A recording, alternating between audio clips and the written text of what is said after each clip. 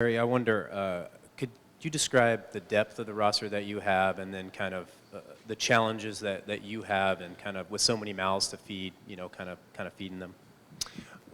This is it's a unique roster. Certainly, there is a lot of depth. You look at the perimeter players. Certainly, Damian and CJ and what they've done, and what we can anticipate from them is pretty evident. Signing Allen and Evan and Mo to their deals and what they've done. Al-Farouq Amino, I think everybody knows he's going to play more 4 this year than 3. Last year he was predominantly 3 and some 4. It'll probably be reversed this year. And then we got a lot of versatile big guys that have different skill set. Myers an elite shooter for a 7-footer. He's an elite shooter, period, regardless of his size. Mason Plumlee was an 82-game starter who can make plays, and Festus Ezeli is a very good. He was one of the best defenders on an elite defensive team.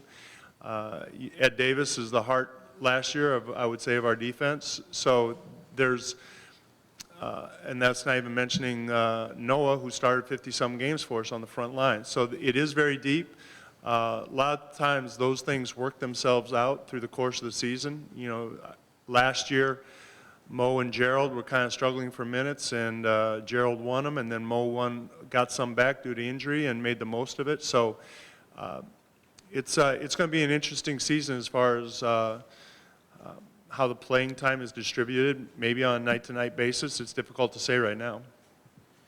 Terry, kind of in that same vein, with a lot of guys getting new contracts this offseason, does that change the way that you approach the way you dole out time, or the way you deal with the players, as in, do the players have an expectation that with X amount of dollars comes X amount of playing time, and do you have to consider that?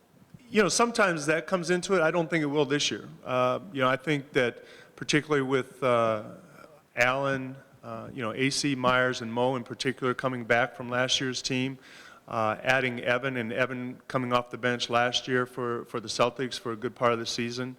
So I don't think it's going to be as much of an issue as sometimes it is around the league.